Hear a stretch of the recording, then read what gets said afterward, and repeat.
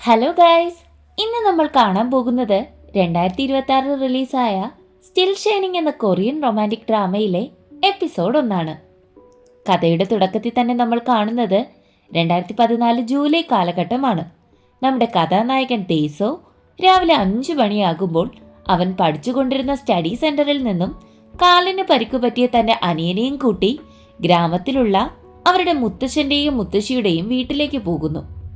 അവരവിടെ എത്തുമ്പോൾ അവരെയും കാത്ത് മുത്തശ്ശനും മുത്തശ്ശിയും കാത്തു നിൽക്കുന്നുണ്ടായിരുന്നു.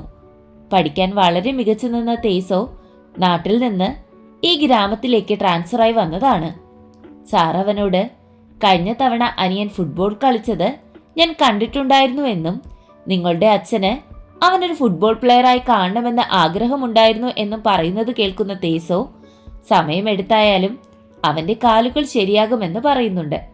അങ്ങനെ അവന്റെ അഡ്മിഷന്റെ കാര്യങ്ങളെല്ലാം ശരിയാക്കി യൂണിഫോം ലൈബ്രറിയുടെ പുറത്ത് ബോക്സിലുണ്ട് എന്ന് പറഞ്ഞ് അതെടുക്കാൻ പോകുകയാണ് തേസോ.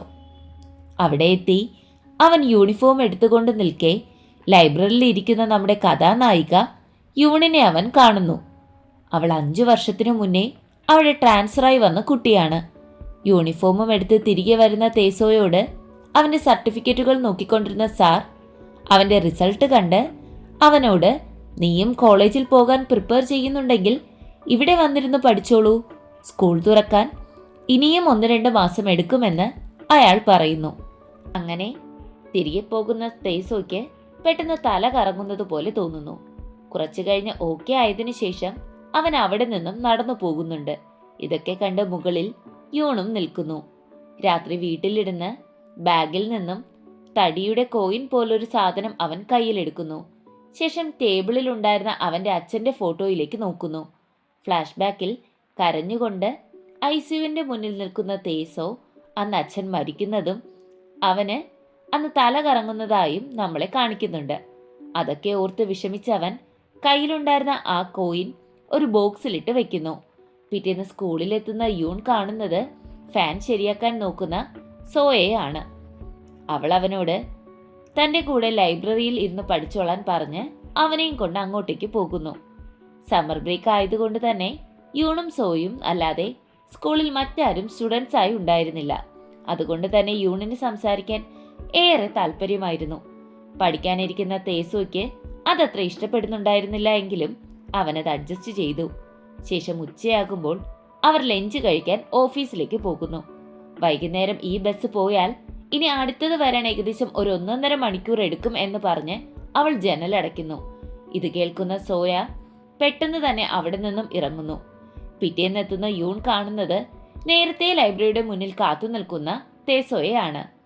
അവൾ വന്ന് വാതിൽ തുറന്ന് രണ്ടാളും അകത്തേക്ക് കയറുന്നു. നിങ്ങൾ വരാൻ ലേറ്റാകുമെങ്കിൽ ഞാൻ ആ കീ സൂക്ഷിച്ചു കൊള്ളാമെന്ന് പറയുമ്പോൾ വേണ്ട, അത് സാർ എന്നെ വിശ്വസിച്ച് നൽകിയതാണെന്ന് അവൾ മറുപടി നൽകുന്നു. തിരികെ സ്കൂളിൽ നിന്ന് പുറത്തിറങ്ങുമ്പോൾ സൈക്കിളിൽ വരാറുള്ള യൂണിനോട് ഇന്ന് എക്സസൈസിനായി ഞാൻ നിങ്ങളുടെ സൈക്കിൾ എടുത്തോട്ടെ എന്ന് ചോദിക്കുകയും അവളോട് ബസ്സിൽ വരാൻ പറയുകയും ചെയ്യുന്നുണ്ട്. ശേഷം ബസ്സിലിരിക്കുന്ന യൂൺ കാണുന്നത് അവൻ ബസ്സിനെ തോൽപ്പിക്കാൻ സ്പീഡിൽ സൈക്കിൾ ഓടിച്ചു പോകുന്നതാണ്. ഇത് കണ്ട് അവൾ ബസ്സിൽ നിന്നിറങ്ങി അവനെ തോൽപ്പിക്കാൻ പുറകെ ഓടുന്നുണ്ട്. ഇങ്ങനെ ഇവർ തമ്മിൽ വളരെയധികം അടുക്കുന്നു. അവർക്കിടയിൽ പുതിയൊരു സൗഹൃദവും വളരുന്നു. അവർ ഒരുമിച്ച് സ്കൂളിൽ പോകാൻ തുടങ്ങുകയും ഒരുമിച്ച് പഠിക്കുകയും ഫുഡ് കഴിക്കുകയും ഒക്കെ ചെയ്തു. പതിയെ പതിയെ ആ സൗഹൃദം പ്രണയത്തിലേക്ക് വഴിവെച്ചു. തേസോ അവളെ പ്രണയിക്കാൻ തുടങ്ങി. രാത്രി ഏറെ വൈകി വരുന്ന യൂൺ വീട്ടിൽ ഗസ്റ്റ് ഉണ്ടെന്ന് കണ്ട് അവൾ പുറകുവശത്തുകൂടി വീട്ടിനുള്ളിലേക്ക് പോകുന്നു. അവളുടെ അച്ഛൻ നല്ലൊരു കുക്കാണ്. ഇപ്പോൾ ഇവിടെ വന്ന് ഹോം സ്റ്റേ നടത്തുകയാണ്. പിന്നീട് ഫുഡ് കഴിച്ചുകൊണ്ടിരിക്കുന്ന സമയത്ത് അച്ഛൻ ഡ്രിങ്ക്സ് കഴിക്കുന്നത് കണ്ട് അവൾ തടയാൻ നോക്കുന്നുണ്ട്. പിറ്റേന്ന് മഴയും നോക്കിയിരിക്കുന്ന അച്ഛൻ്റെ അടുത്തേക്ക് കോഫിയുമായി വന്ന അവളോട് തനിക്കത്ര സുഖമില്ല, രാവിലെയും വൊമിറ്റ് ചെയ്തു എന്ന് പറയുന്നത് കേൾക്കുമ്പോൾ അവൾ ഇപ്പോൾ വരാമെന്ന് പറഞ്ഞ് ആ മഴയത്ത് പുറത്തേക്ക് ഓടുന്നു. അവളെയും കാത്തിരുന്ന സോയ്ക്ക് ലൈബ്രറിയുടെ താക്കോൽ നൽകാനാണ് അവൾ പോയത്. പിന്നീട് വീട്ടിലെത്തുന്ന അവൾ വരാന്തയിൽ അച്ഛനെ കാണാതെ പേടിച്ച് അകത്തേക്ക് ഓടിയെത്തുമ്പോൾ റൂമിൽ അച്ഛനുണ്ടായിരുന്നു.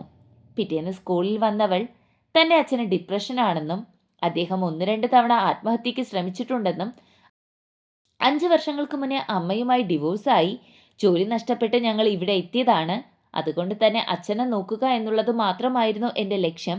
പക്ഷേ അച്ഛൻ ഇപ്പോൾ ഒരു പ്രണയമുണ്ട്. എന്നോട് സ്വന്തം കാര്യം നോക്കാൻ അച്ഛൻ പറയുകയും ചെയ്തു. എനിക്ക് ശരിക്കും ഇപ്പോഴാണ് കോളേജിൽ പോകണമെന്നും പുറത്തേക്ക് പോയി പഠിക്കണമെന്ന് തോന്നുന്നതെന്നും അവൾ പറയുന്നു. ഇന്നലെ അച്ഛന് സുഖമില്ലെന്ന് അറിഞ്ഞപ്പോൾ എനിക്ക് ടെൻഷനായി.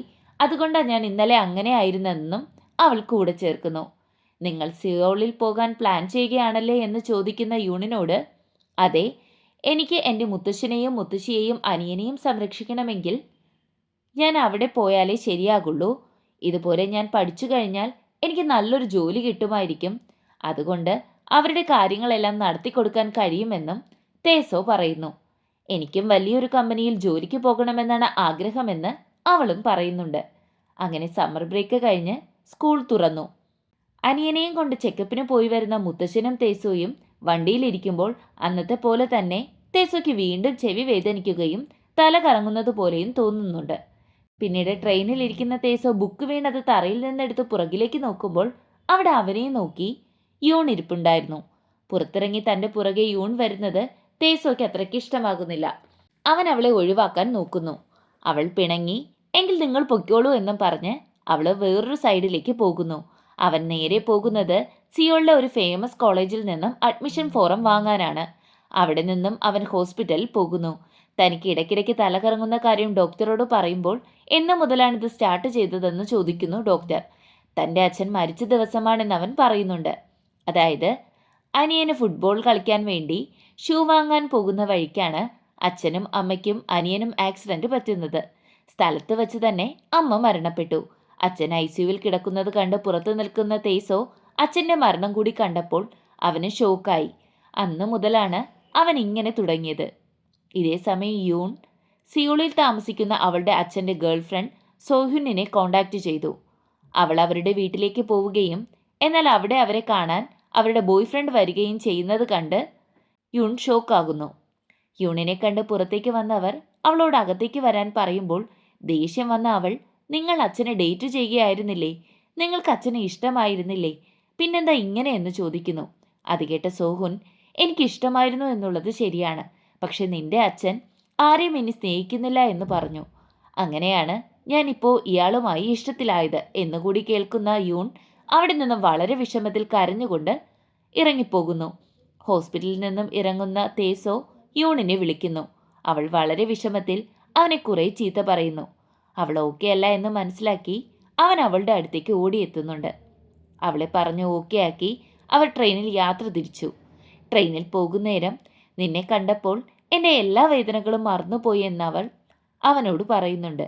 ആശ്ചര്യം എന്തെന്നാൽ ഞാനിപ്പോൾ നല്ല പോലെ പഠിക്കാൻ തുടങ്ങി, എൻ്റെ ഗ്രേഡും ഇംപ്രൂവ് ആയി. ഇതെല്ലാം നിന്നെ കണ്ടതിന് ശേഷമാണെന്നും നീ എനിക്ക് ആരൊക്കെയോ ആണെന്നും അവൾ കൂടിച്ചേർക്കുന്നു.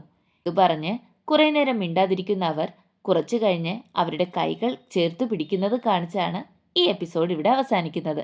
ഈ എപ്പിസോഡ് നിങ്ങൾക്ക് ഇഷ്ടമായാൽ ഞങ്ങളുടെ ചാനൽ ലൈക്ക് ചെയ്തും അഭിപ്രായങ്ങൾ രേഖപ്പെടുത്തിയും സബ്സ്ക്രൈബ് ചെയ്തും ഞങ്ങളെ സപ്പോർട്ട് ചെയ്യണം. അടുത്ത എപ്പിസോഡുമായി വരുന്നത് വരെ ബൈ ഫ്രണ്ട്സ്.